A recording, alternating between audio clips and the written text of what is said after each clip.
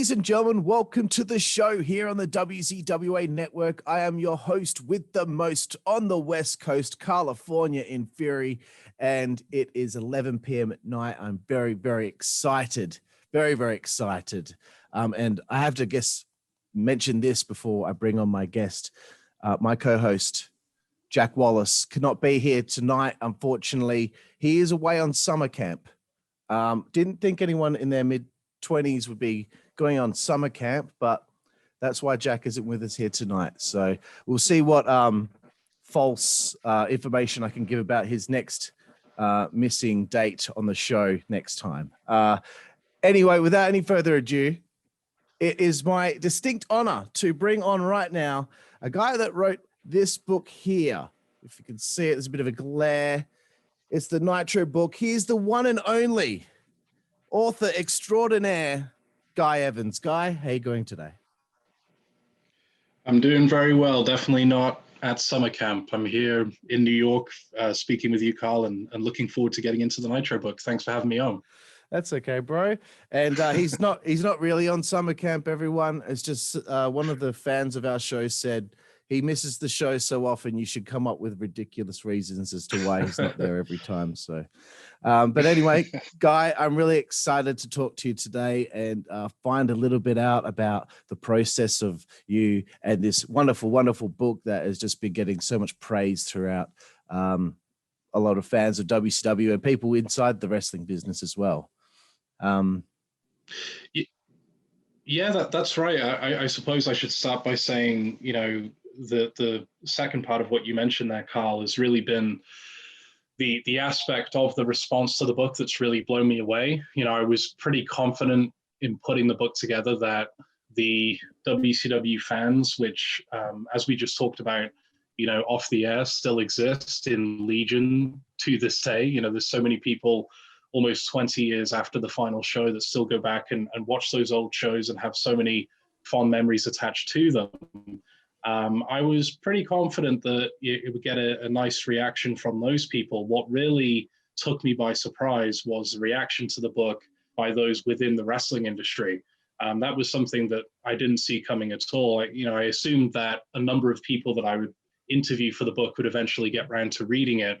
But here we are, basically 2.5 years after its release, and it seems like, you know, whenever I think the momentum for the book is kind of slowing down a little bit, someone else will talk about it on a podcast or a shoot interview, or they'll mention it to their followers on social media, and it gets a whole new life again. And it's just something that just keeps going and keeps going. And I think, you know, part of that hopefully is because of the book, but I think more broadly, it's probably because of, you know, the great television that existed during those Monday Night Wars, you know, and both companies just going pedal to the metal to come up with their best content. So it's just amazing that the nostalgia for that time period still exists, and there seems to be really no end in sight. Man, I'm totally one of those people, you know what I mean? And I'll say this before I jump into my questions. This was when I fell in love with wrestling, like late 90s. I really fell out of love with watching it. Probably strike one was the invasion angle being messed up. Strike two was bringing in the NWO and that being messed up. And then strike three was the relaunch of ECW. When that failed and my excitement for that, and I've been let down again for the third time. Ever since then, I guess that would be, 15 years ago, I just haven't really watched full time. So this is like the time period that means so much to me. And I'm watching everything chronologically again. I'm watching WCW Worldwide Saturday night, all the small shows, you know, because I want to be able to say I'm the biggest WCW nerd out there that watched every piece of programming, even if it was 90 minutes worth of squash matches. So that's how much it means to me. I'm willing to put myself through that pain. Yeah. Well, no, it's, you know, and what you described there is not at all unique. I mean, we were talking just before we started recording about Neil Pruitt, who is someone who's become, you know, a very good friend of mine, someone who worked with WCW. Of course, he was the voice of the NWO, one of the feature producers with WCW, and someone who I interviewed for the book. And I was having a conversation with him recently, and him just describing that every time he goes to a show, every time he goes to some kind of event, a convention, and so on, just hearing a variation of that story that you just would love to be a wrestling fan again. And, I'll go on YouTube and I'll check out those great clips and watch those promos, watch those great matches, but there's just something about today's product that doesn't grab me. And, to be fair, I would say today's wrestling, is still able to command a very loyal audience on a weekly basis. If you look at the television ratings in the United States and you look at that key demographic and the success, relatively speaking, that wrestling is still able to have, there's certainly something to be said for that.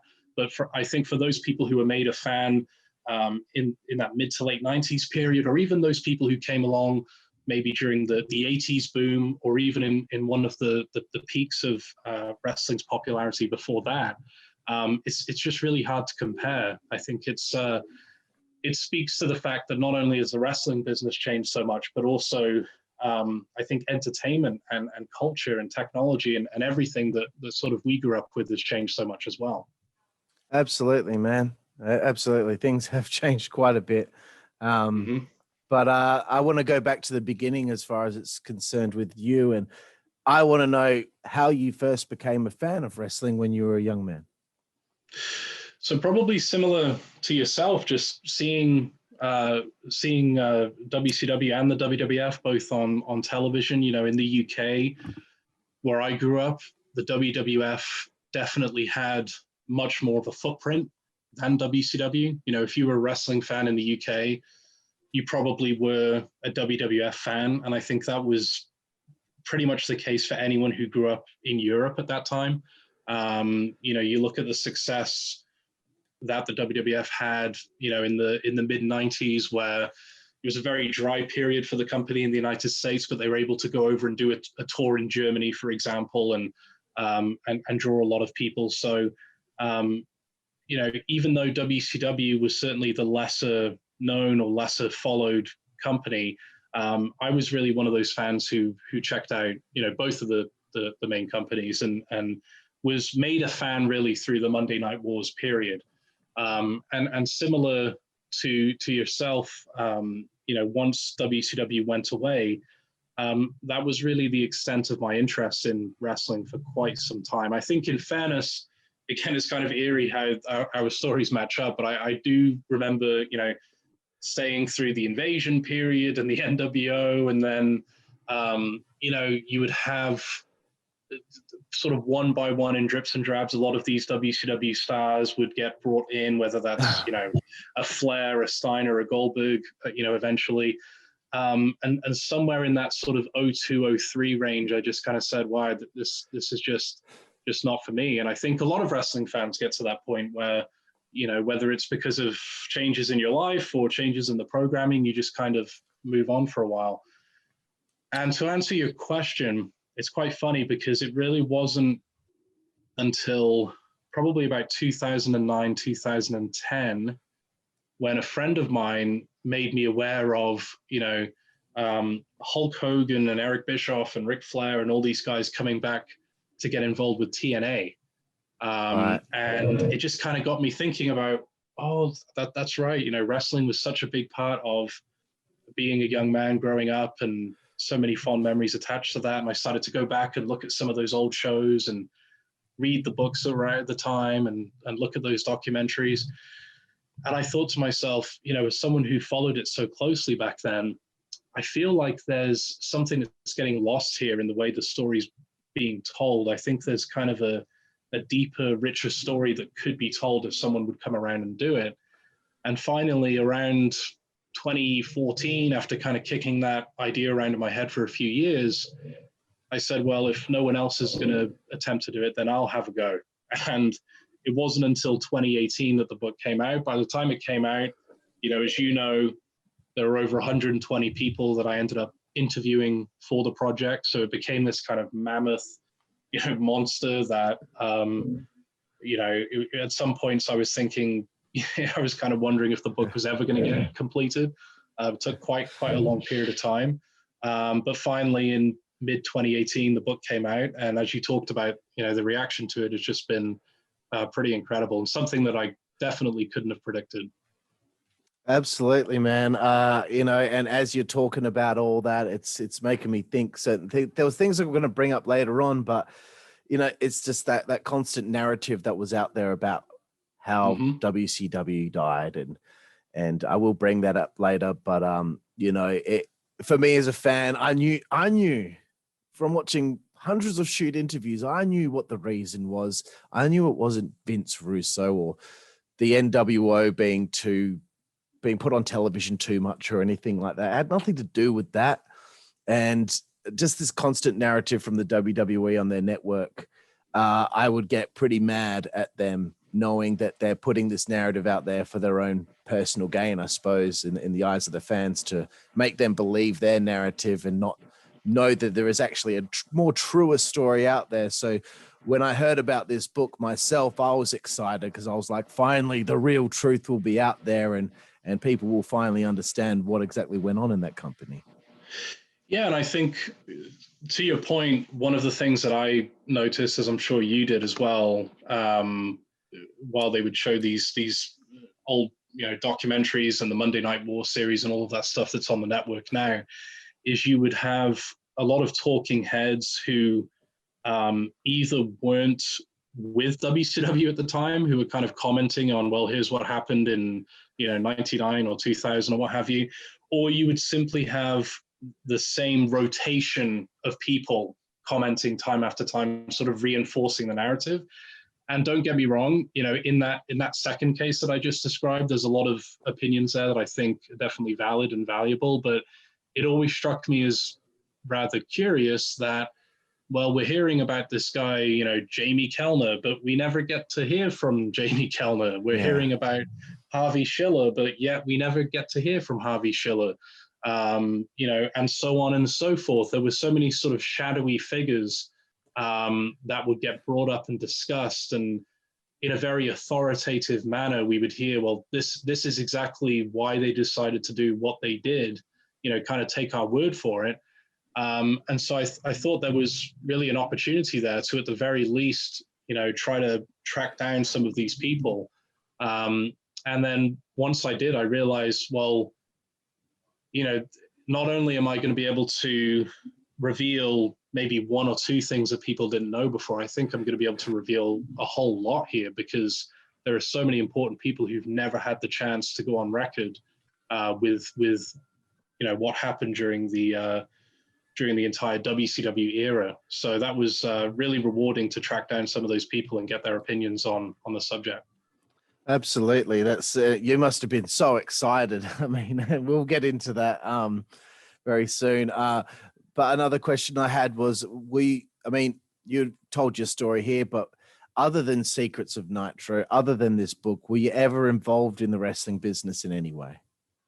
No, not at all. And that was one of the things, I suppose, in retrospect, was kind of a challenge about doing this, is literally starting out with a total blank canvas, right? So you have no contacts, you have no in, you have no one who's going to be able to say, okay, I'll get you this guy's number, that guy's number, I'll put in a word for you, none of that. So you're starting from total scratch, which you could see as a disadvantage, but also you could also see it, I think, as an advantage, because a lot of people, I noticed anyway, associated with WCW, expressed to me that they felt they had been burned in the past. They had maybe given their story to someone else and had it misrepresented, or they had kind of been on the sidelines, just watching, the videos that we mentioned, checking out the books that had come out and so on, and decided, I don't really want to get involved in this because I'm not happy with the way the story's being portrayed. Once I was able to, I think, represent myself to some of those early interviewees and start to build some credibility with them and help them understand that, as best as possible, the purpose of this book is to try to portray the truth of what happened, as opposed to one random guy's opinion on this is why WCW, ultimately failed. Once that started to get going, it was kind of like, the domino effect where, once I had established credibility with 10 or 20 people, that made it easier now to get to the next, 10 or 20 people and so on. But to answer your question, no, starting out, no involvement in the wrestling business, no associations in the wrestling business. As you mentioned, Neil Pruitt again and I started a podcast, which was really twofold. I mean, I wanted to get down a lot of his stories, and he has some great ones about his tenure with WCW. I wanted to get that out there after speaking with him. And we also both thought this could be a kind of a promotional vehicle for the book.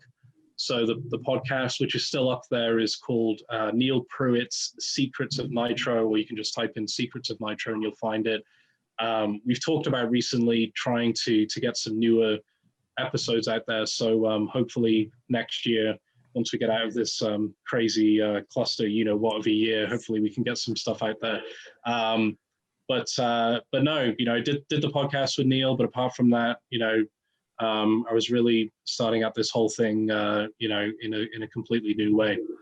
It's unbelievable and very exciting to know that there might be more episodes of the show, but also like that's just, to me, that's crazy to be like, okay, I have no contacts. I'm starting from ground zero. And of course, once you start getting some people involved, it snowballs. Maybe they're talking to one another. This guy's the real deal. This guy isn't going to make a joke of this or spin people's words in a way that they didn't intend. So that's crazy. So, I mean, as this is happening, I wanted to know, did you have just like a short list of, a bunch of people that you wanted, and then all of a sudden it just grew and grew and grew? I mean, you said over 120 people you interviewed for this. Did you, in your wildest dreams, believe that it would be that many people? No, not at all. I mean, what I thought originally is it would be nice to have representation from each of the various divisions within WCW. So I thought, it'd be nice to talk to the person who is in charge of marketing, the person who's in charge of finance, the person who's in charge of creative, the person who's in charge of production, and try to get a range of opinions from all of these different areas and try to synthesize them in the form of a narrative. But once I got into it, I sort of thought, I need to actually try to speak to everyone, because what you would realize is sometimes, the person who was like a tape operator or a production assistant or someone that you, quite frankly, didn't even know worked for WCW, you would come across and you just give them the time to tell their story. And a lot of times some of the best content would come from those people.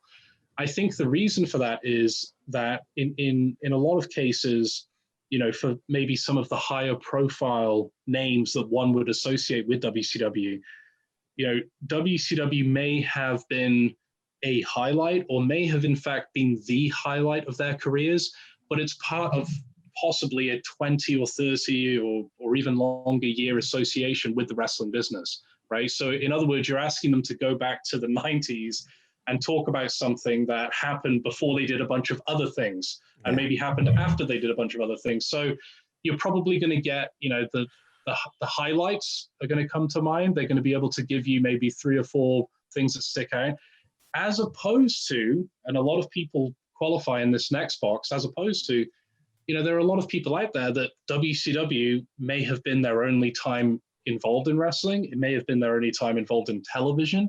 For whatever reason, they may regard that time as a very special, number of years in their life because of the money that they were making or the opportunities they had to travel.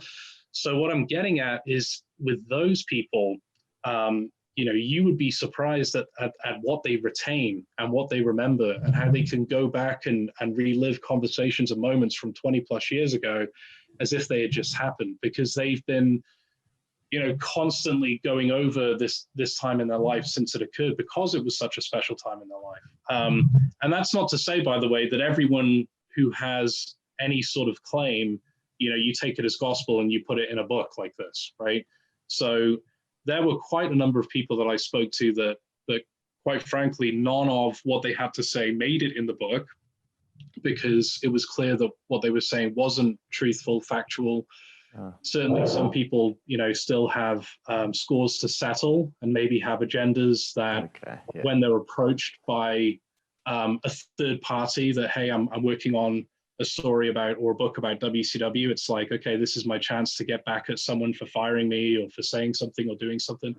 So you have to go into this always with a critical eye, and always, especially when you're talking to wrestlers, assume that, okay, this person is trying to work you, they're trying to work a certain angle, they're trying to get something across. But no, without the input of all of these people, though, the book wouldn't be, 1/100th of what it actually is. So I'm very, very grateful to everyone who gave their time to be interviewed, for sure.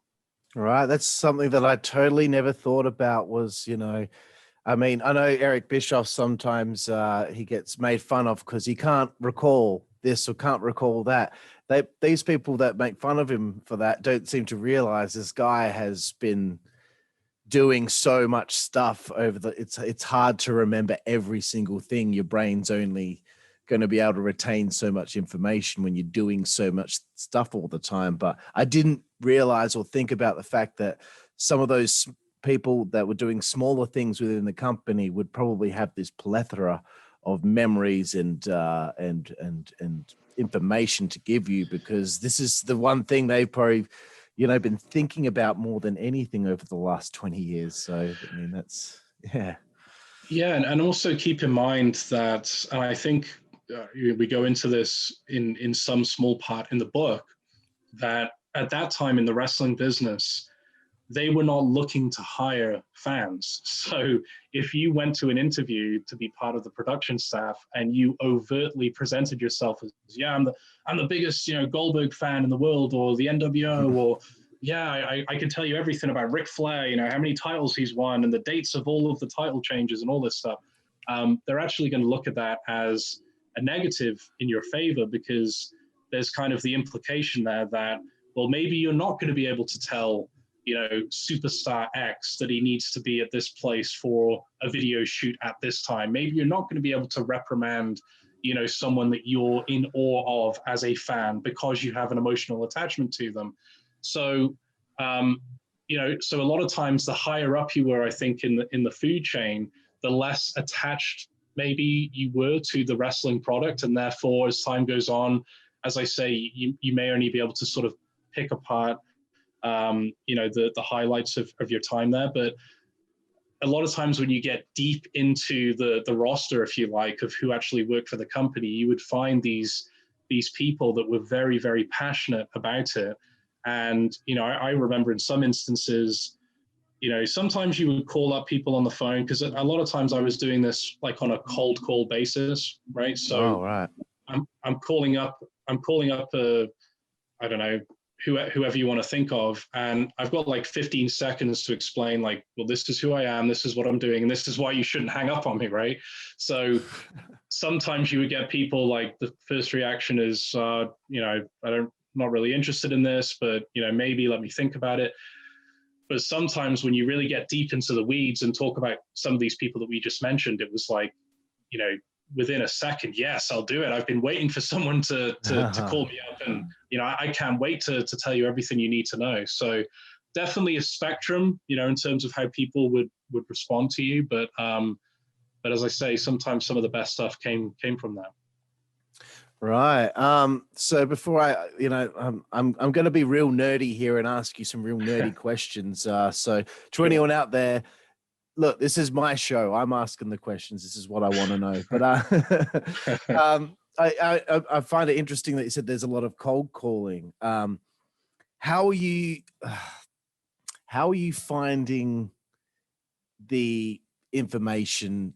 How are you finding a phone number? How are you finding an email address? How are you going about? Because not everyone's on LinkedIn. Not everyone's on.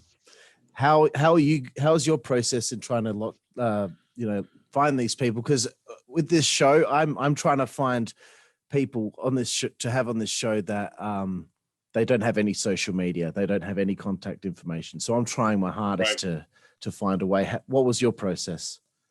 I would just say through every possible means you could think of.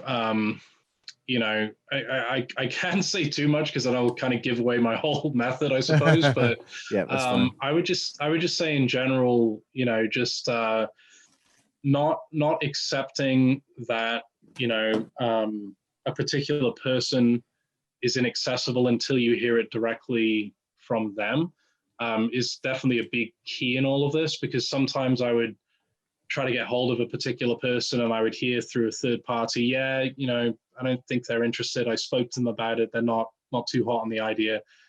And I would just kind of make a mental note, okay, well, I'll wait until I can hear that from them because, you know, I don't really know the dynamics of this. And then eventually you get through to that person and realize like, no, they were more than enthusiastic about it. You know, there's a lot that you can find online, but there's also, not everything is going to come to you through Google either, you know, so sometimes you need to be a little bit more creative about not just, and I'm not speaking to you, by the way, I'm just saying generally, people need to sort of think about other tools that they can access to get that information. But to your point, there's not like a database that says, here is a list of WCW/Turner employees. Click here for emails, phone numbers, home addresses. You know, one of the things that was helpful as well, I have to say, was I did have the opportunity to sit down with quite a few of these people in person. So I was able to do a number of in-person interviews as well. And I think that was really helpful, again, in terms of building the credibility and getting an assurance from those people that, you know, if they were asked about their experience with me, they would represent it in a positive way. One of the things that happened, and I don't know if I've talked about this, maybe Neil and I did on a show, but fairly early on in the process, so I'm talking like a few months in, where I've interviewed a few people here or there, things are slowly coming together, is I had a former staff member who worked for WCW, who actually, so I live in New York and they were going to be in New York, and they asked if they could have a meeting with me. So I kind of figured, I know what's going on here. It's the word has got out. There's a book that's being developed. Some guy we never heard of is asking questions. So I could kind of put the pieces together in my head, and I figured this person is kind of maybe speaking on the behalf of some other people here and trying to figure out what's going on. Right. So once I had that meeting and it went very well, and it was, you know, everything was peachy, that kind of opened up the floodgates as well for a lot more people after that. But I suppose I was lucky enough to have that thought at that time that this probably wasn't just a coincidence that, hey, you know, I'm in New York, let's get together. It was more so along the lines of, all right, you know, where's this thing going? This guy is poking around. He's doing some research. Let's try to cut him off in the past.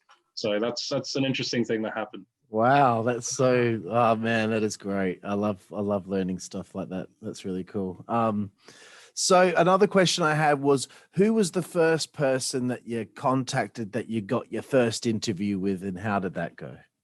So there's a guy by the name of Rob Garner, who was one of the vice presidents with WCW, actually all the way from, I want to say either 89 or 90, all the way until the end of the company. And wow. for whatever reason, I don't know why, I probably could look back in my email and figure it out. I'm not sure why, but he was the first person that I contacted, and I heard back from him pretty quickly and got him on the phone and did the interview. And he was the first interview, and that would have been in January of 2015, you know. And so again, at that point, the thought was, okay, now I've spoken to him. He worked on the advertising and sales end of the business. So I thought, okay, I've kind of got that covered for now. Let me see if I can speak to his equivalent in other divisions. But then by the midpoint of that year, that thought process morphed into more along the lines of, as I said, trying to make this kind of an exhaustive thing where you speak to Turner people, you speak to WCW people, you talk to the wrestlers, talk to people behind the scenes. And even I think if you look at the book, you'll find there are a number of people on the periphery of the wrestling business who have their say in this story as well, right? So people that may have dealt with an Eric Bischoff, for example, for a period of time, you'll hear from some of those people directly also. Obviously, the dream scenario would have been able to get direct input from Ted Turner. You know, I knew going in that was that would have put the cherry on the sundae, but that was always going to be, you know, pretty unlikely. And I learned pretty early on about some of his health issues, which I think in the last year and a half or 2 years have been made public to everyone. So that kind of, you know, and I did speak to a number of his assistants and people who speak with him on a very regular basis, and I was kind of getting an update on all of that. And so I was able to accept, I suppose, okay, that's probably not going to be able to happen. But I think you hear from enough people who work closely with him, who are attached to him, affiliated with him, that I would like to think it certainly makes up for it in the end. Right, absolutely. I mean, yeah, that's number one there. To where we've gotten Ted would have been huge, but as you're saying, you know, there's so much more, you know, from the people below him that it may not in the end have been entirely necessary. Right. I know you mentioned, I think when you spoke with Conrad, that you couldn't get Brad Siegel, which is a big shame because he was right there at the end. Why did that one fall through? Yeah, I'm glad you picked up on that. I think somewhere in the book, towards the end of the book, there's some content that briefly describes my interaction with Brad Siegel. So to make a long story short, you know, after quite a bit of back and forth, we were able to set upon a date and time for an interview, and, you know, called him at that time. He answered. We started talking. We started getting into the interview. We started talking about a number of the subjects I wanted to ask him about. Where I think he got very uneasy was the prospect that he would be quoted on the record for the book. And this is where I kind of had to make a decision. I had to ask myself, you know, how important is it for me to ask someone like Brad Siegel to go on the record here? And I felt at that time it was actually very important, because I felt that there'd been so much conjecture and hearsay and gossip about what his role was, especially when it comes to the last year of WCW's existence. I felt that it was very important that he actually was quoted in the book, but that ended up becoming kind of the stickling point for him. You know, he sort of gave me the impression that, okay, maybe there's a way to work that out. You know, we maybe can come up with some kind of an agreement where, you know, I can ensure that I'm protected from my end, that kind of thing. But eventually that fell through. So I think there was still aspects of that conversation that I was able to use to help me with the book, in terms of just in a more broad fashion understanding, you know, some of the dynamics at play with regard to WCW and Turner. So it wasn't a total loss. It's just that, you know, I wasn't able to actually get him on the record. And that's, you know, that's a decision that he decided to make. And, you know, whenever you reach out to people for something like this, there's always a risk that could happen, right? Because you have to ask yourself, what's in it for them? I mean, you know, they're being contacted by someone they've never heard of, who's putting together a book and wants to get them to truthfully answer, you know, in many cases, some very tough questions that they've never talked about before. And so that's why I say, you know, I'm just very grateful to everyone who kind of chose the opposite route and said, well, you know, yeah, I'm happy for you to put me in there. And, you know, they trusted that they were going to be represented, you know, in an accurate way. Right. Yeah. I mean, because like his story is, I mean, for me, that whole story with Eric and Vince Russo, with Brad kind of being stuck in the middle with those two. I've heard Eric's side of the story. I've heard Vince's side of the story. They're two polar opposite stories about what went on there. It would have been so nice to see what Brad had to say about that, but Yeah, you're right. And I think, I have heard, I think we may have talked about this with Conrad. I have heard from someone that I would say is a very reliable source on this matter that, he has been very much aware of the book since it came out. I know from this person that, he has sort of inquired quite a bit about it. So I wouldn't say it's necessarily an impossibility that may be able to happen at some point in the future. So we'll see when it comes to that. I don't think it's an open and shut case. Ah, excellent, bro. So another question I had, there's a whole bunch of just random things here. I wanted to see if you could just name drop a couple of people that you were really surprised that you managed to get to interview for the book. Yeah, I would say a guy by the name of Stuart Snyder, who was also someone who was involved in an awful lot of conjecture, shall we say, speculation, specifically as it relates to the WCW cancellation and sale. If people want to Google his name, you might be able to pull up that he was actually the president of the WWF at the time of the WCW sale, and he had previously worked with Turner, had a relationship with Brad Siegel, and so there were a lot of people, I think, connecting the dots and trying to figure out, well, was this basically like an inside man who helped to sabotage any possibility that WCW would be sold to someone else for fair market value. So I was surprised that I was able to get in touch with him, but that was like an 18-month process from getting in touch with him. And again, I don't want to misrepresent myself. It's not like every single day I'm calling him on the phone and texting him, hey, do you want to do it? Do you want to do it? But, periodically checking in for like 18 months, can we make this happen? Do you need more information? To finally getting him to do it, and then getting him on the record. And you'll see in the book, he's quoted extensively. I mean,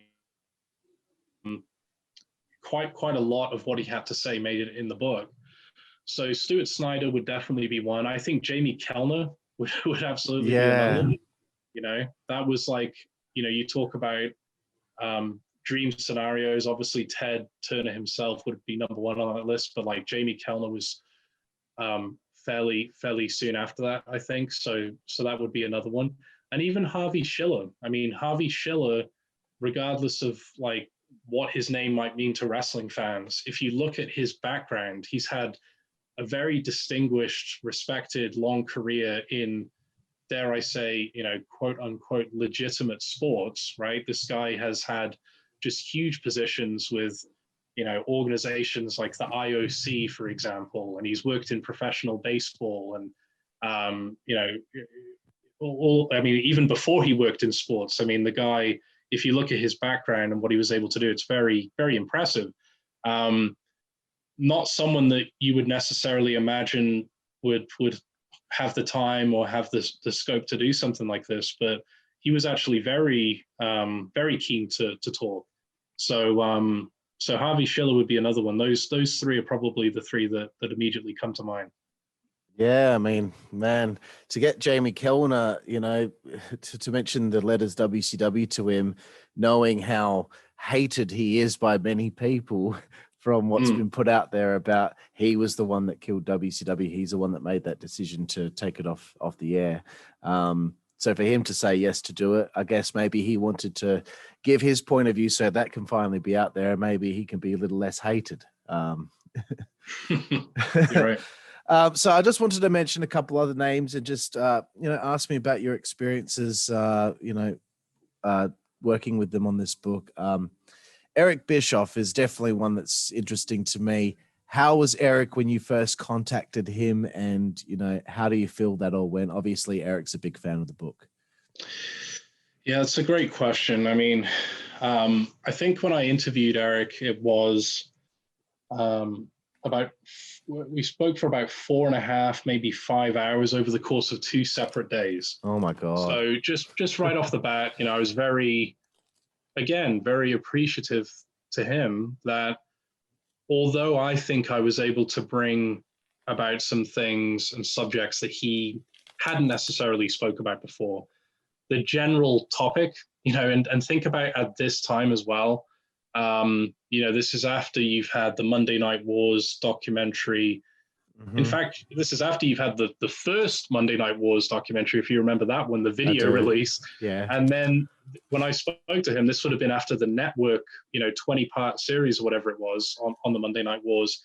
And just so much said and written and talked about since WCW closed its doors, and obviously not a lot of it, positive on his end. So for him to once again give that time was something I was very grateful for. And I do remember that, speaking to him, he definitely came alive whenever he was asked about a lot of the research and branding efforts and things of that nature that went into making Nitro a success. I think to this day, if you listen to his podcast, he loves talking about those things. He loves talking about, being able to develop concepts that resonate with the wrestling audience. And I think he's very much in tune with that side of things for sure. I think some of the questions that I had to ask him that related to more of the, some of the creative decisions that were made, I think he was less enthusiastic to talk about, but again, understandably so, because the guy has probably given, 50,000 interviews since 2001 and stuff. But the element of this, which I think is really quite remarkable, and you kind of touched on there, is his reaction to the book once it was out, which I obviously had no idea, was coming. I assumed he was going to read it for sure. By that point, his podcast with Conrad was up and running, so I figured, okay, at some point they'll get around to it. But I remember the first time I heard him address it on the show, and I was just blown away with really the fact that he was able to separate some of his personal feelings about the way he was represented at times in the book from his larger perspective on the book as a project. And what I'm getting at is, I think if you or I were written about, right, let's say an organization that we work for was the subject or worked for was the subject of a book, and there was some content in that book that, okay, maybe portrayed us positively at times, but there was also some stuff in there that could be considered maybe, professionally embarrassing or not too flattering. I think there's a natural human tendency to kind of dismiss the project outright and tell people, it's a bunch of bullshit, don't believe any of it, it's not worth your time. The fact that he was able to say, look, and I think I'm kind of paraphrasing, but I'm not too far off, he's been able to say, there's some reading in this thing that's pretty tough for me to do, and there's some things that I was not happy to read about myself. However, this is, the most accurate or the most truthful telling of the WCW story, and you should go and check it out. And, subsequent to that, I've had the chance to meet with him on a couple of occasions. We did the StarCast convention in Las Vegas, where actually, and this is where, again, I'm so appreciative to Conrad and his people for building a panel discussion around the Nitro book, which is just unbelievable. And something, again, when you're writing a book like this, you're not even thinking something like that could happen. So it's just been nothing but positive. It's just been nothing but respect, nothing but just very enjoyable interactions I've had with him since then. So again, I just have a lot of respect for that myself, because I know that it's very hard a lot of times to separate, your personal feelings about something from your kind of broader outlook on what that thing is. So I think that's pretty incredible.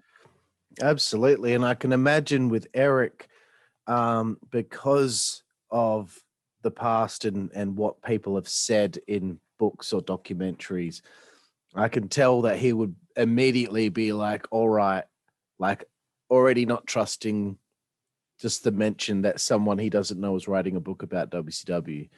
So I could just see that he, because he's been burned before, Did you feel that way when you first spoke to him, or what, did it only take a couple minutes and he started to realize that you were the genuine thing? It's funny because obviously I still have those interviews taped, so I haven't listened to them obviously since the book came out, but I know I can remember the first time we spoke, exactly what you just described happened, which was about 5-10 minutes in. I think he actually said, wow, this is okay. These are great questions. Let me think about this for a second. And I think he was kind of not, I don't want to say put on his heels, but he was just put in a position where, all right, this is a little bit different than what I thought it was going to be, right? Like, because, I'm sure there have been many interviews over the years. The first question is like, all right, the finger poke of doom, like what the fuck was going on there? Or, let's talk about Starcade. Like what were you doing? And I think, what's really important as well, and I would encourage anyone who goes about embarking on a project like this, of any description where you're dealing with people and you're entering a world that you were not part of, is to always have empathy, for those people as well, and try to put yourself in the shoes of like, okay, I'm on the other end of the line here, and this person I've never heard of is asking me a bunch of questions. Some of them, a lot of them professional, but some of them may kind of border on personal, about a really important time in my life from 20 plus years ago. Like, so you don't go in like all guns blazing and what were you thinking? What were you doing? You try to make sure that you ask them about things that they're, that they want to talk about. You try to figure out like, what is it that's going to bring them to life? What is it that's going to make them open up? What is it that is going to make them not give you like a stock answer just to get to the next question? Yeah. And so that just takes, definitely a lot of practice, and it just takes like listening to the other person and not feeling like, oh, you as the person asking the questions are the most important person. It's like your job is just to try to get this person to open up and get across some information that you can pass on, to your audience. So hopefully that makes sense.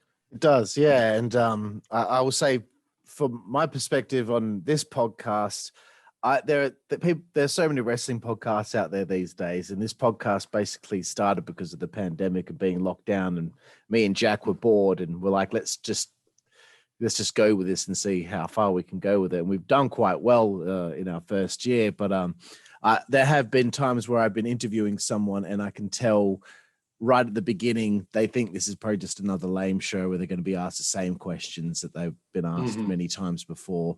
But then I can see, like one guy said, I've only got half an hour. He ended up having so much fun with me. We're going like an hour and 20 minutes. And he's like, man, I thought this was just going to be just the same old thing. But, right.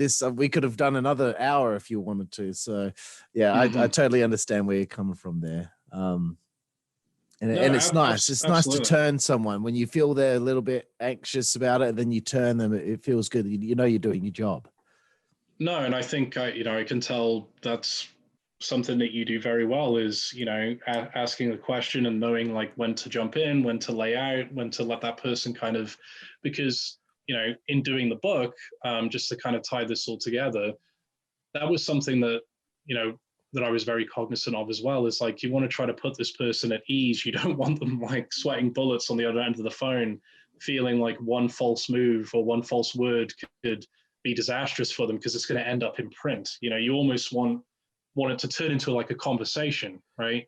So it's not this sort of scary formal thing of, I'm going to interview on the record for this book, and I want you to know you're being recorded, and anything that you could say may be used against you. Like, you just want them to feel like, okay, this guy is legitimately trying to find out some things. Let me tell him what I can remember, what I know, and let's kind of just see what happens. And there's definitely, like the wrestling business itself, there's definitely a lot of psychology to it for sure. Yeah, and I'll say this, the only two people I wasn't able to turn them was New Jack and Big Vito, unfortunately. I was really excited to talk to Big Vito too, but I just couldn't get him interested. I knew that I wasn't getting anything out of it. But anyway, Vince Russo, was he someone that you were able to interview and how, again, another person who's been burned by misinformation out there, I feel. How did he react to being approached? Yeah, so Vince Russo is quoted in the book, pretty extensively, I think, from the time that he's introduced in a chapter that's called Vicious Vincent, that goes into some of his origins, on Long Island and running his video store, and how he got introduced to the wrestling business with his, newsletter and radio show and all that kind of stuff. We go through that whole story. I think, again, similar to with Stuart Snyder, much of what he had to say made it into the book. And, what I tried to do at all times was, there are some things I think that you can say definitively are factual, right? So if we know that when Goldberg fought Hogan at the Georgia Dome, we know that Goldberg won that match. We can go online, we can see the video. Okay, that happened. That's not in dispute. When you're talking about things that happen behind closed doors, a lot of times there are multiple interpretations of those things. Okay, so the various principles involved in those meetings may all have a different recollection of what was said, what the tone was, what exactly happened, what the outcome was, what was accomplished, what wasn't accomplished. And I think sometimes, and again, I don't mean to say that, this book or any other book can ever be a perfect 100% retelling of this is exactly to the T, exactly what happened. You're always trying to get as close to that as possible. But one of the things as a reader that's sometimes frustrating to me is when you'll read about, and this isn't just in relation to wrestling, this is in relation to a lot of things, you'll see things written about a behind closed doors conversation written as if this one perspective is absolutely factual, right? So the person writing it wasn't there, but they almost give you the impression that they were there because they've obviously got a single source or maybe a limited number of sources who've put forward their story. So I think when it comes to Vince Russo, you'll see in the book that there are a number of controversial things in there that have to do with his tenure. And what I tried to do was, acknowledge some of the criticism that he has faced, but also give him an opportunity to respond to that. And then hear from different people within the company who felt strongly about it. Some people felt that his, creative decisions, didn't help. Other people held the opposite view. Some people had very nuanced opinions when it came to that. I think one of the best summaries that I remember hearing, which I think made it in the book, and I'm really struggling to remember who said this now, but there's someone, it may have been Alan Sharp, who was in charge of the PR for WCW. I think there's a section in the book where he talks about, like, pretty much this just wasn't a good fit because you had a writing team coming from the WWF, Russo and Ferrara, that were known for extremely over-the-top, risque, intensely sort of physical, violent and chaotic shows. And now we're bringing them into a company where, our company culture does not really allow for that. And we have elements within Turner that are not going to be very excited to hear about some of these more controversial elements. And I think so. You try to kind of sprinkle in, takes like that as well, which tell the reader that it's not as simple as good idea equals great business and bad idea equals bad business. I mean, there's so many intricacies that come to a professional wrestling company being housed within this massive corporate empire, and the fact that you had a lot of people that interfaced and interacted with WCW and were very important when it came to what happened with WCW, that didn't see it and didn't appreciate it, and in some cases, even when it was doing well. So I think a lot of times we can kind of fall into that trap as fans, as outsiders. It's like, well, the rating was good, the pay-per-view buy rate was good, so whoever the booker is, give that man a raise. And it's just that's one of the things I took away from doing the book, is how much more complex it can certainly be. Right. Now, look, I'll be honest with you, Guy. I haven't read the whole thing yet. I'm only a little bit of the way through, but I was still excited to have the chance to talk to you about the book. So if I'm asking you, did you speak to this person or that person? I'm not there yet, but like I'm obviously spoiling it for you. I'm incredibly excited. I wanted to do this interview and ask certain questions so that people who are watching this might be like, oh, okay, he talks to this guy, he talks to that guy. Okay, I'll buy the book too. So that's kind of the way I'm mapping this out. Got you. No, sorry, continue. And I was just going to say as well, I mean, if people are wondering, a little bit more about the verification process, like how do you kind of filter out the accurate remembrances from maybe the not so accurate? One of the things I think that you will see, Carl, as you get into the book is I was very fortunate. Again, so much of this really had to do with luck and timing, I think, and maybe a little bit of perseverance on my part. But I was very fortunate to come across a whole treasure trove of company materials and documents and memos and financial statements that I was able to use to cross-reference some of the claims that I'm hearing on the other end of the phone. So if someone is telling me that, oh, in this particular year, we grossed this much in revenue, I was able to open up that filing cabinet, take a look at the statement. Okay, is this person, in the same ballpark? Are they pulling this out of where? Are they actually giving me the exact number? So that was another way that you were able to kind of filter through some of the content that was very useful, and some of it that kind of went to the side a little bit. Yeah. So I'm just going to keep name dropping a few more names before I get to my final few questions here, Guy. Sure. Hulk Hogan. Did you have the chance to talk to Hulk? I didn't, unfortunately. So sorry to disappoint you on That's that okay. one. That's okay.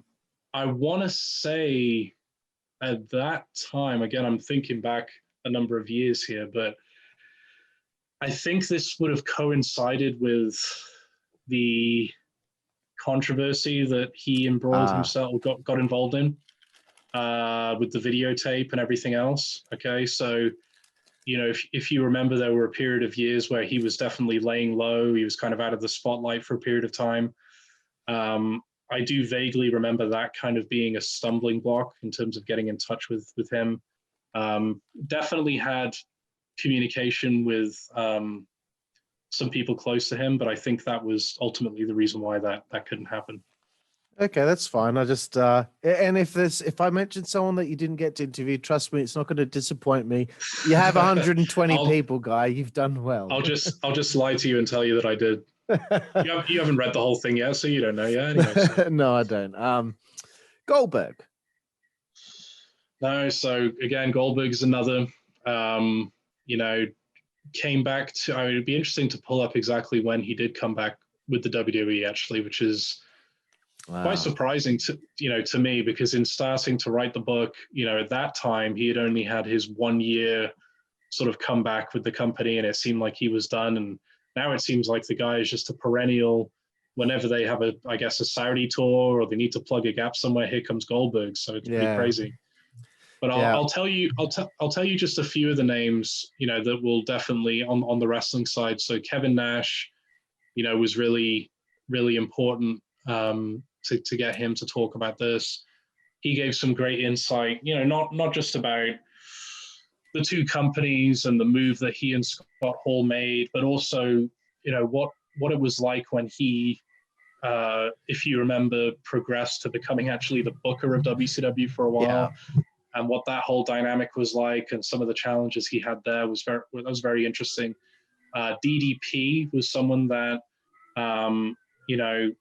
brought just a wealth of knowledge. And you talk about someone that once you get into the conversation, you're able to trigger things that bring about some very important memories. I mean, there's a few stories that he brings up in the book that I guarantee you haven't heard from him before. And I think that was just a function of the depth of the conversation that we were able to have. And unfortunately, I was able to kind of remind him of some things maybe he hadn't remembered before. Sullivan, is another very important interviewee that I was able to talk to on the wrestling side, but also on the booking side.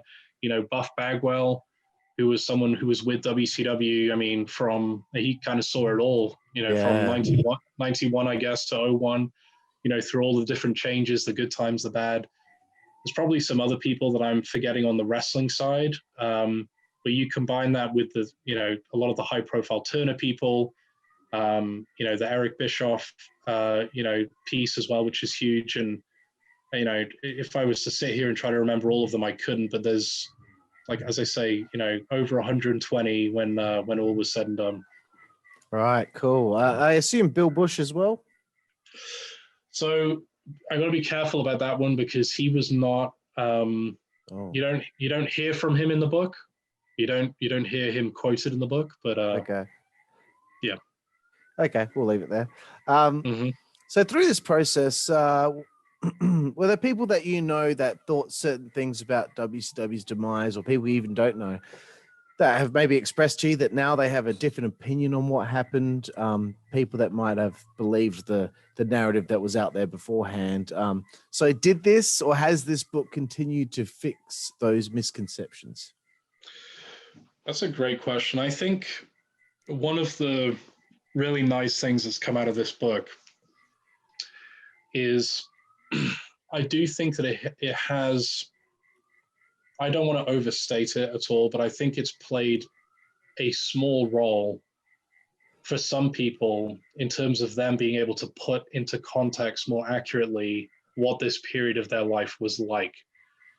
What I mean by that is, in the immediate months and years after WCW collapsed, if you were to talk to a lot of the people associated with the company, especially those people who are full-time, employees behind the scenes, there was a lot of resentment, a lot of anger, a lot of people, this was a subject they did not want to revisit, because they were able for a period of time to have, a great salary and a great quality of life, from the standpoint of being able to travel and go to other cities and go to other countries. And for a while, to be associated with the #1 program on cable television, I mean, that's a huge feather in the cap of anyone, right? Whether you're working behind the scenes or you're actually on camera.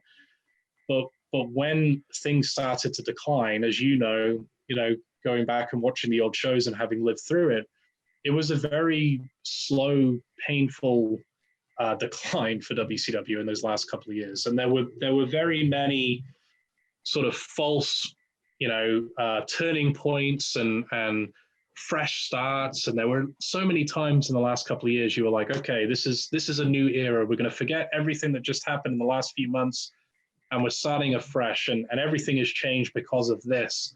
And then 3 months would go by and everything would totally change again. And that process just repeated itself in a very frustrating way.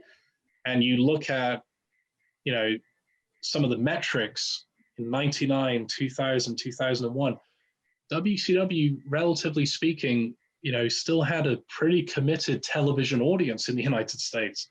Was it anywhere approximating what it was at its peak? No, but it wasn't as if the number cratered, into nothingness. The metric that really did crater was the percentage of the audience that were willing to pay for the WCW product. That's one of the more underappreciated elements of this whole story, I think, is in the last 18 months, look at the pay-per-view buy rates.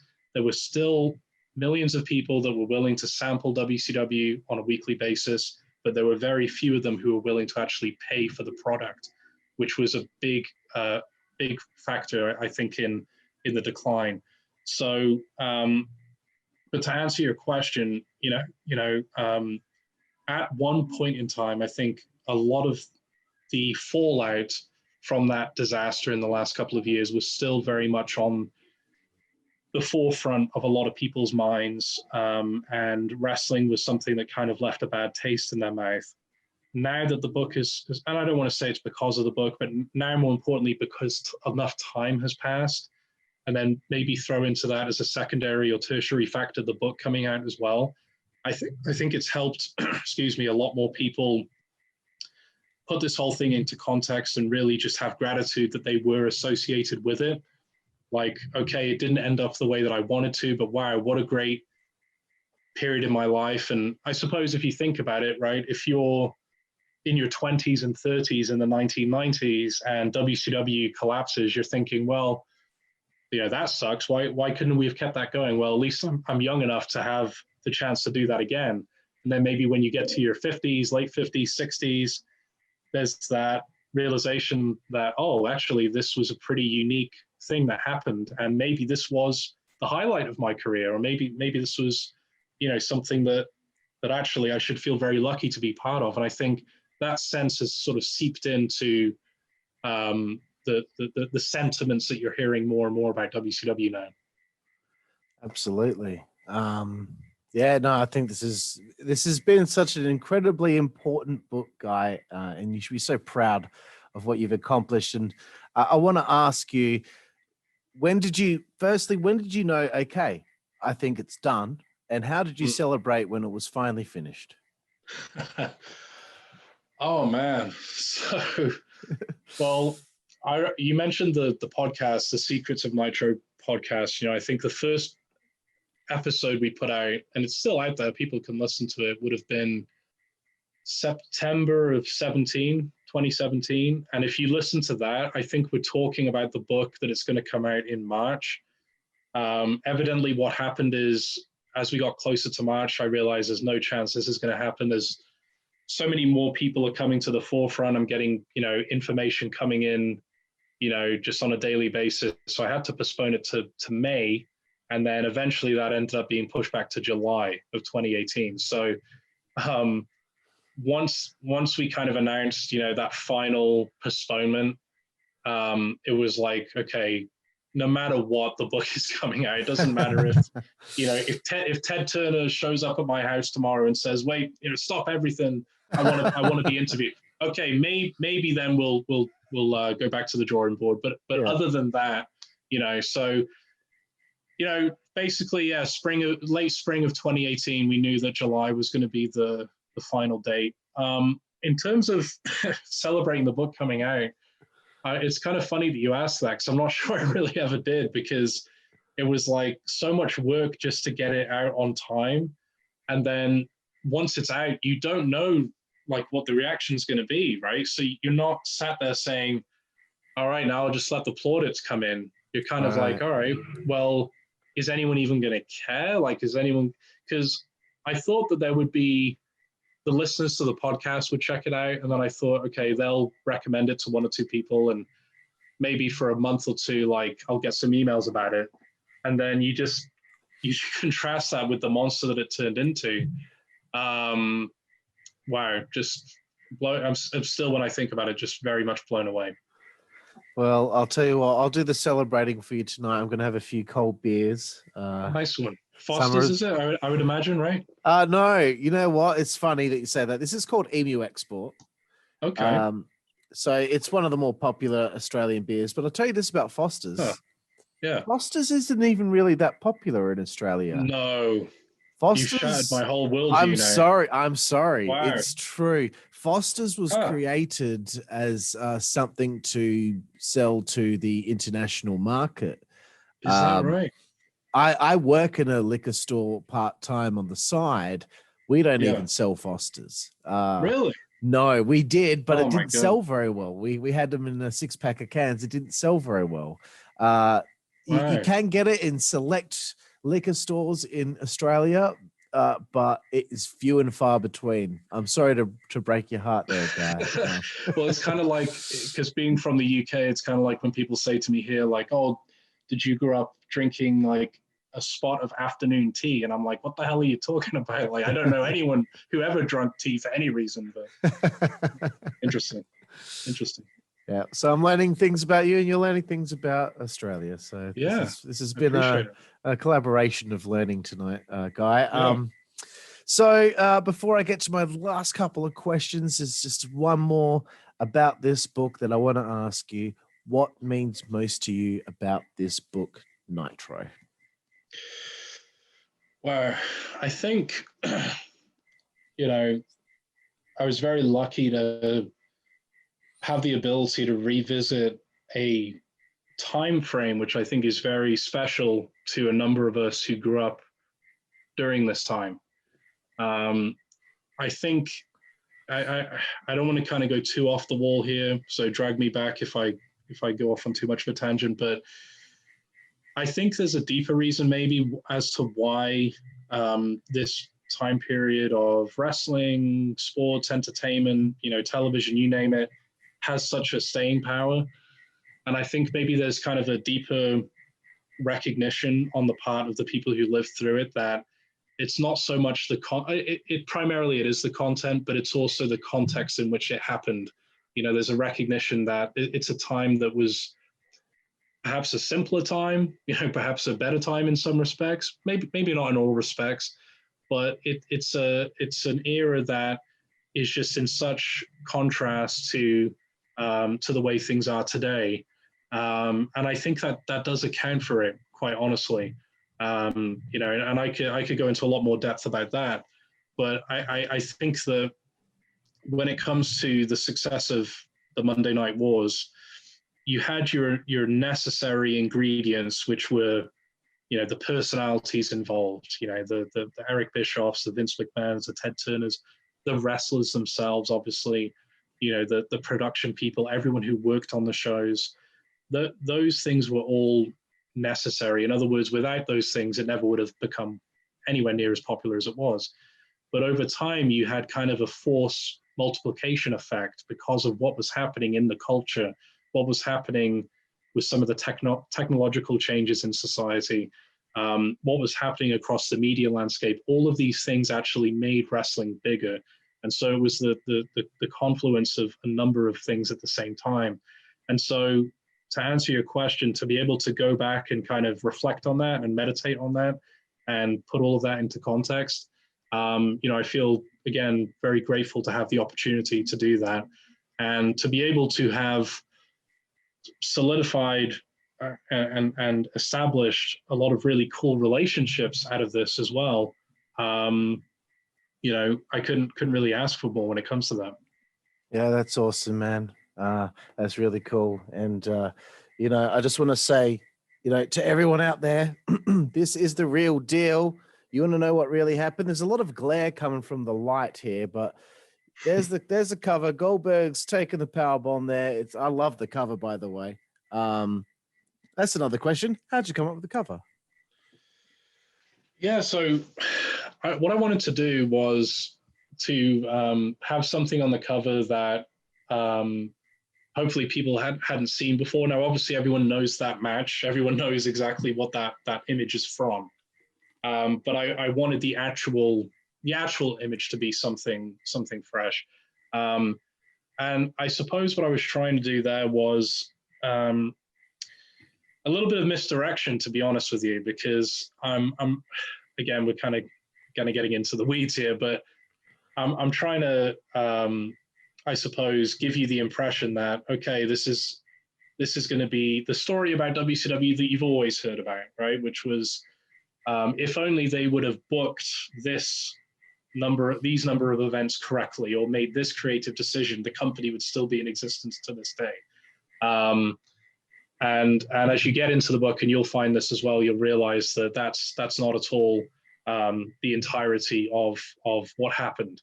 So there's a little bit of psychology behind it. I'm not going to lie.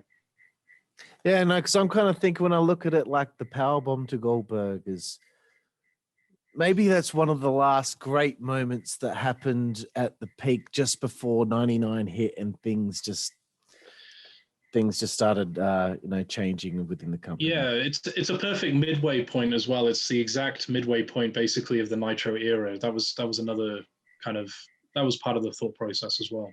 Fair enough. I know we've spoke about Secrets of Nitro with Neil Pruitt a little bit here, but that podcast, tell me a little bit about, I guess you're friends with Neil, you're having conversations with him. Is that essentially, we're going to record this stuff and get that out there? Yeah, so what happened with that was, I reached out to Neil, again, for people who don't know, he was the famous voice of the NWO. He was one of the main members of the production staff with WCW, someone that, has retained a lot when it comes to his memories of his time working for the company, and holds that time of his life actually quite close to his heart, really remembers it fondly, although he was one of those people that I mentioned, may not have had that same reaction closer to the time of WCW going away. But what happened was, after quite a bit of reluctance on his part, I did end up speaking to Neil. And then I had some follow-up questions for him, and he responded in a pretty unique way. What he would do is he would actually drive home, and I guess, he had some time to kill, so he would hit record on his phone, and he would say, hey, Guy, you sent me that message about, I don't know, whatever. I figured, the best way to respond is just let me kind of talk this through and see what comes to mind. And so I would get these like 10, 12-minute audio clips from him. And I'm like, this stuff is gold, because not only has he answered my question, he's gone off on a bunch of tangents that like people would be very interested in hearing about, right? So like the famous story that he loves to tell is when they went to Alcatraz with Roddy Piper. Like as a fan, you're just watching that and you're like, okay, they're at Alcatraz, I guess. He's on a boat. Like, this is kind of weird. But you don't necessarily think about, like, how did they get there? Like, what happened on the day? Like, is he really standing on a boat? Like, that kind of looks like they're in the middle of the water. Like, what's going on? So that was the first episode of our podcast, and that was born out of these little clips that he would send me. So eventually I said, look, I think people would be interested in hearing about this stuff. There's not really a podcast where you have someone who is involved in production. I mean, maybe there is now, I don't know, but at that time, I don't think there was, a production team member talking about the business. So I said, I think it'll get some traction, and it will be a way to get the word out about the book as well, because, the only thing harder than starting to recruit people to interview without any contacts is trying to distribute a book to a non-existent audience. So you need, you need somewhere to start. And obviously the podcast listeners was that starting point. So Secrets of Nitro, as we said, it's still active. I think there's like 41, 42 shows, and hopefully we'll be doing more next year as well. Awesome, bro. Awesome. And I'm going to say this, I'm tooting my own horn here. I believe I was at least one of the first 20 people to have liked the Facebook page when it went up. So I was onto it so quickly. Like, I don't know how I found it, but it popped up and I'm like, boom. And yeah, from amazing. There. Yeah. Well, thank you. You're welcome. So before I get to 5 Second Frenzy, Guy Evans, are you planning on writing any more books? Absolutely. I can tell you that I've been working on a follow-up to this book almost as soon as it came out. That's probably why there wasn't a lot of celebrating. It was just, okay, this is working. So let's, originally I thought I would do one book about wrestling just because it is a pretty mammoth task if you want to do something like this, to do it well. Don't get me wrong. I mean, you can string something together, I'm pretty sure now, with all of the shows up on the network. It's not like you have to go and, search for tapes and tracking down the footage. Like, if someone just wants to do a recap of, what happened in a particular year, yeah, you can string that together pretty quickly. But to do the kind of book that I wanted to do, it takes a lot of time. But I have been working on a follow-up. I would like to say next year I can really put out a lot more information about that. But what I really want to do, Carl, is I want to give people something that's on the level or approximating the level of this book. I want to make sure that if people take their time to check something out that I've written, that they're going to go away from it wanting, hopefully, to revisit it again. And that's one of the nicest things that I hear from people over email is like, hey, I'm starting to go through your book for a second time, or now we have the book in audio format. It's up on Audible and on the iTunes store as well. So, I've had a lot of people say, like, I read your book when it came out, you may have read it again, and now I bought the audio because I just want to listen to it on my way to work or whatever. Yeah. So that's kind of like that's the most gratifying thing you can accomplish, is when people are not just like consuming something that you've done and putting it to the side, but saying to themselves, okay, I'm going to put this up on the shelf, and in 6 months or a year, I can see myself going back and reading that again. Or I can see myself just flicking through this thing and reading a chapter here, a chapter there. And that's really what I'm trying to accomplish with this next one as well. So it will take some time, but it will be coming out for sure. Excellent. That's it's great news. And I also have the audio book as well as the book, because Beautiful. Sometimes I'm too lazy to just hold a book like this, and I just want to just sit here, not do anything, and just listen. So I like it. Well, thank you. You're welcome, Guy. And so, Guy, we're getting to the segment of the show here as we're coming to the end. We're about to sail off into the sunset. It's called 5 Second Frenzy.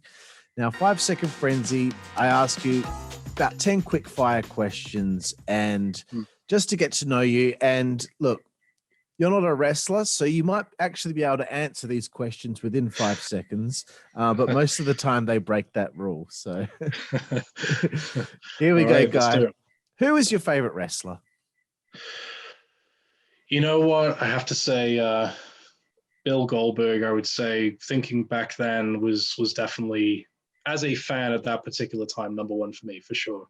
Yeah. And I know there's a lot of like fanboys today that see Goldberg there now and get annoyed at the fact he doesn't do a moonsault or whatever, but they don't understand what it was like back in the day, back in the late 90s. This guy was a superhero. Everyone, like all my friends, when we watch Nitro, you will stand up when Goldberg's about to have a match, because you know something crazy he's about to kill someone. So anyone out there that, yeah. No, I'm sorry, go ahead. Oh, no, just anyone out there that wants to talk crap about Goldberg, you weren't there, man. You have no idea. Well, just to add on, I know, again, we're already breaking the rule, it seems like, but this is kind of what I was getting at with something we said earlier about maybe some of the aspects to entertainment and entertainment culture more broadly that have been lost.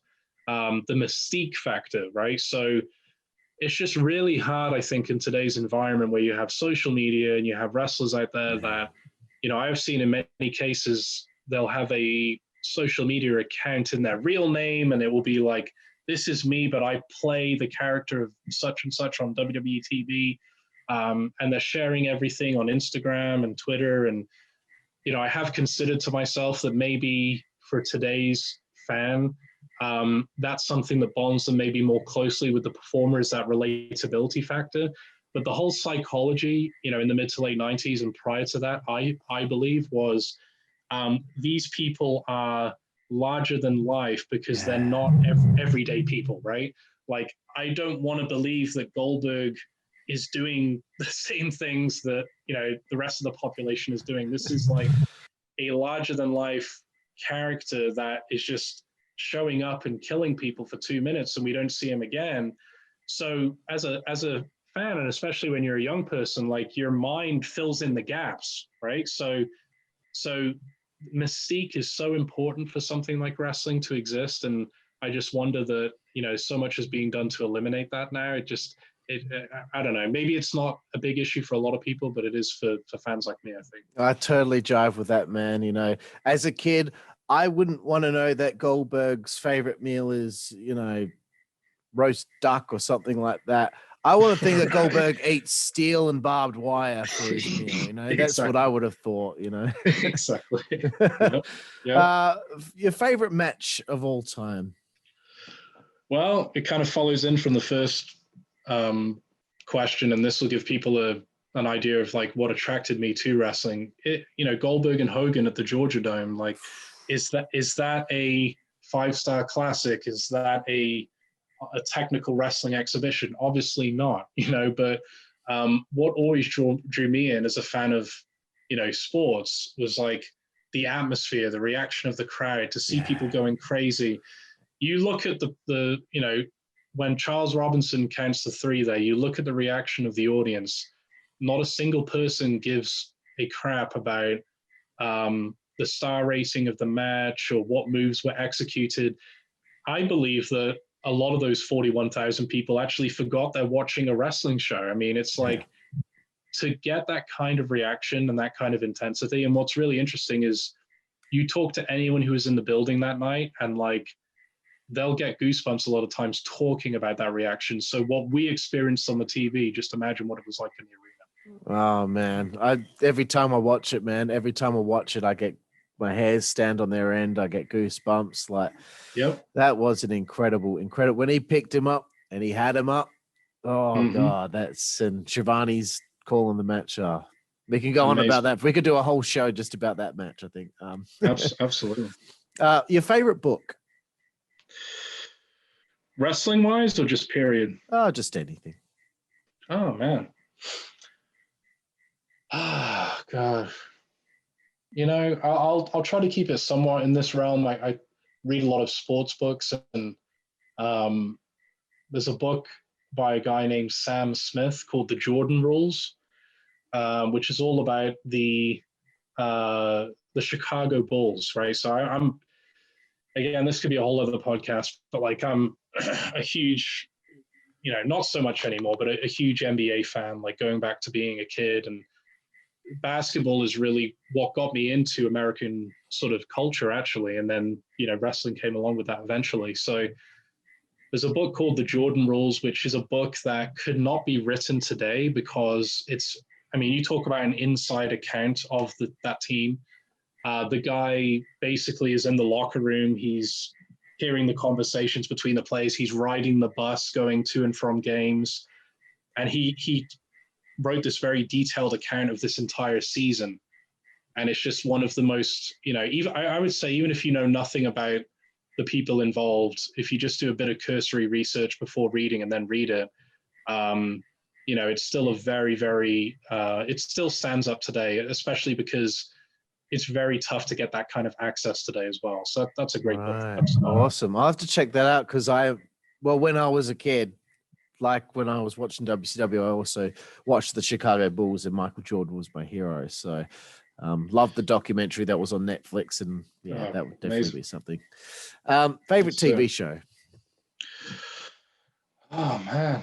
These are some tough questions. Now I can see why these guys are taking like 10 minutes to answer. Maybe it isn't all the bumps. It's just these are the hard questions. There's just so many. I mean, I think back to, whether it's Breaking Bad or it's my favorite. That would have to be up there. I really love the show Mad Men. Yeah. That's no longer on the air now. That was a brilliant show. Curb Your Enthusiasm, would be up there. Even a show that is kind of old now, people wouldn't think of, but the Larry Sanders Show, which is actually mentioned in this book at one point. I would have people go back and check that out too. Right, cool, man. Breaking Bad's probably my favorite show, but The Sopranos is pretty tough. How could I forget? How could I forget? Yeah, that has to be up there. And then there's Homeland and Walking Dead. It goes on and on. Yeah. Favorite film? I'm going to make it harder for you again, I think. I'd have to say, I'm not sure if you've seen this one, Carlito's Way. Have you ever seen Yes, I do. Way? Al Pacino. Yeah. I love that film from the cinematography, just visually. I think that's a really interesting film. I think they accomplish a really difficult task, which is you take a very flawed character and make them sympathetic over the course of, I don't know how long it is, 2 hours, whatever it is. That is an incredible skill in and of itself. So that's a great movie. Absolutely. I recommend it to anyone out there. And now I'm actually thinking I might watch it again in the next few days. It's fantastic. Favorite musical artist? Oh, man. I'm not sure. I don't know if I can, again, narrow it down to one. Especially since, I'm a dad now, so like I'm so out of sync with what the heck is going on. So I'd have to go back years. The bands from back in the day are way better than what's going on today. Let's be honest. I always liked Nirvana. Growing up, that was something I always heard from like my older brother, and that was always on in the house. Kind of got into like hip hop and mid to late 90s, like that whole era. So anything from there is pretty much good. But I'm really out of touch when it comes to today, to be honest. Yeah, no, don't worry about today. Everything that's going on today isn't as good as what was going on in the 90s, that's for sure. Basketball, wrestling, music. Seems that way, huh? Yeah. This is one that's not specific to the 90s. Favorite food? I don't think anything can beat like a good steak, to be honest with you. I mean, I over here in New York, I like taking my family to Outback Steakhouse. Now you're probably going to tell me that that's fake Australian, has nothing to do with Australia, but in my bubble it does. Okay, so. No, it's okay. I'll let that one slide. It's all right. Okay, but you know what? I'm finding that you and I have a lot in common here, Guy. My favorite food is steak. My first favorite band was Nirvana. Really? You mentioned the book with the Bulls and stuff. Favorite TV show is Breaking Bad. I know Carlito's Way. It's not my favorite film though, but it's a fantastic film. So maybe we're brothers. I'm starting to think something may have gone on, a number of decades ago that we're not aware of. But your favorite place to eat, would that be Outback Steakhouse? There's a place, you can look this up here. I live in Brooklyn, and there's a place called Arirang, which is a hibachi grill, which is an amazing place to eat. I love to take my son there because they'll make the food in front of you. The chefs will do all these antics, and it's kind of like they make a whole show around the preparation of the food. Okay. Yeah. So I kind of enjoy things like that, especially with my son now, to be able to take him somewhere where, you're not just going to order and then sit there for an hour. It's like there's a lot leading up to the meal. It's always fun. Yeah, cool. They cook in front of you, right? That's right. That's right. That's really cool. It's a good laugh. Okay. Favorite alcoholic beverage? I'm gonna have to say Coors Light. Would probably be mine of choice there. Evidently, if I'm in Australia, what is your drink of choice again? It'll be Emu Export, mate. Good old red can, we call it. So I learned something new there tonight, because I would have thought Foster's, but hey, I stand corrected. Second last one for 5 Second Frenzy, Guy. It's a bit of a naughty one. Favorite female body part? Oh God! Wow, I'm glad that my wife is in the other room. It's got to be the boobs, mate. I don't know how you can go with anything else. I don't know who would say anything else. Right, fantastic answer. Love it. I love throwing that one in there because we're talking about these serious things, and then it's all of a sudden, okay. And lastly, Guy, look, I don't think you've even sworn since being on the show tonight. Maybe because you got some youngins in the household, you don't curse. But what's your favorite curse word? Well, look, I think a good fuck will pretty much make any sentence more impactful, funnier. So it's all about the placement, though, and it's all about. See, I learned this from growing up and playing sports, and I was I've had a long time coaching myself and stuff like that. Like, if you say the same thing too often, it loses all impact, right? So actually, when you go back and listen to this, you'll see that I may have thrown in a couple of curses here or there, but they were very well placed, you see, to have an impact, and that's what it's all about. Okay, fair enough. Well, Guy Evans, that's the end of 5 Second Frenzy. I want to thank you for your time this morning for you. Well, now I think it's approaching the afternoon for you, but this evening for me. Really enjoyed this conversation, and I know maybe I should have read the whole thing before I interviewed you, but I just kind of felt like, to me, it was interesting to talk to you when I'm just a little bit into it. So I want to thank you for your time, and I want to say you should be so proud of what you've accomplished with this great book here that everyone is talking about. Everyone is buying Nitro, and again, thank you for your time. I very much appreciate it, Colin. Anytime you want to have me back on, just let me know. No worries, Guy. Thank you again. And everyone out there, thank you for joining us here on the WZWA Network. I am your host, as per usual, Karlifornia Fury, alongside my new friend, Guy Evans, talking about the book Nitro. And it's been a great evening, and we will see you next time. Thank you.